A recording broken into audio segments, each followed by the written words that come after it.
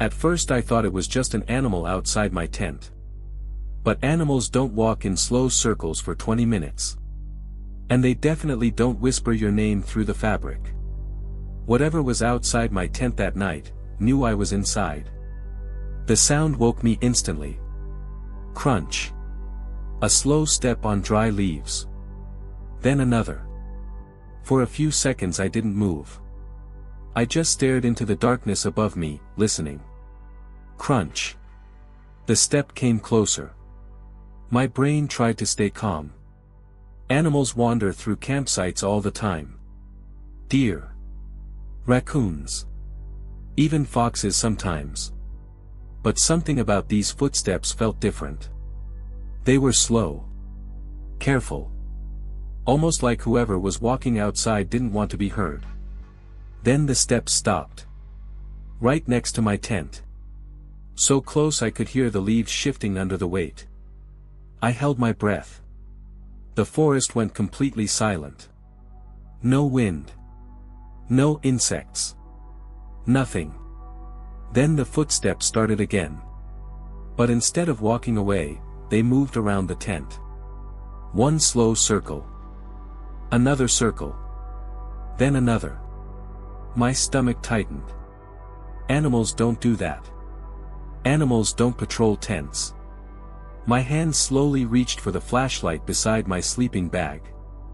For a moment I thought about turning it on. But something stopped me.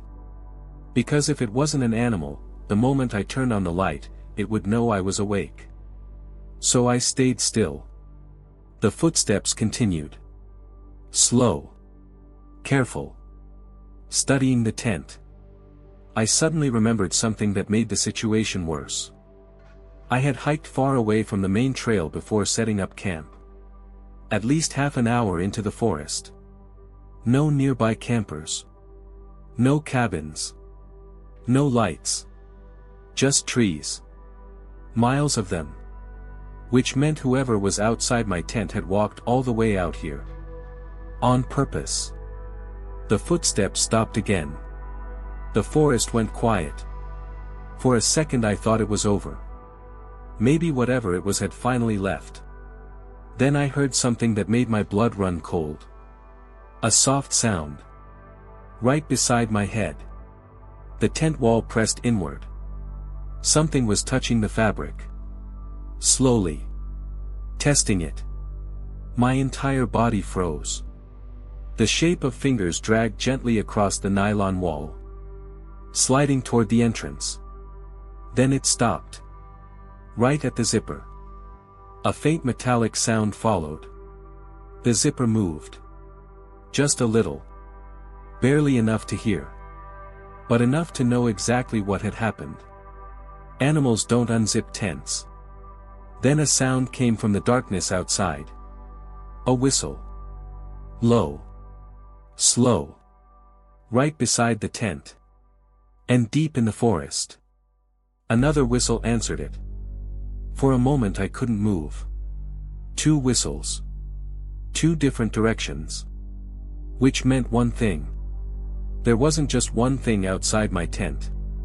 My hand tightened around the flashlight. Slowly I sat up inside the sleeping bag. The zipper opening at the entrance was still slightly open. Cold air slipped inside. My heart was pounding so loudly I could hear it in my ears. Part of me wanted to stay exactly where I was until sunrise. But another part of me knew something. If there were multiple things outside, this thin tent wasn't protection. It was a trap. So I made a decision. Slowly, carefully, I grabbed the zipper and pulled it open. The sound felt painfully loud in the quiet forest. I paused. Listening. Nothing. Then I clicked on the flashlight. The beam sliced through the darkness. For a second the clearing looked completely normal. My tent. The dying embers of the campfire. Tall trees surrounding the campsite. No movement. But then I lowered the light toward the ground. And that's when I saw them. Footprints. Dozens of them. Circling the tent. Exactly where I had heard the footsteps. But they weren't normal footprints. They were long. Narrow. Almost like something had been walking on the front of its feet. I followed the trail of prints with the flashlight. They moved away from the tent. Toward the trees. Then they disappeared into the darkness at the edge of the clearing. I slowly lifted the flashlight. The beam climbed the tree trunks. Then moved deeper into the forest. For several seconds there was nothing. Then the light caught something. Two reflections. Eyes. Watching from between the trees. They blinked once. Then vanished. My stomach dropped. Because those eyes hadn't been close to the ground. They had been almost 8 feet high. Another whistle came from deeper in the forest. Then another. From the opposite side. And suddenly I realized something terrifying. They weren't just watching me. They were surrounding the clearing. I didn't go back inside the tent.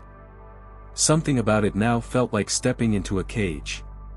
Instead I stood in the clearing with the flashlight, slowly turning in a circle. The forest stayed quiet. Too quiet. Then I heard movement again. Branches shifting.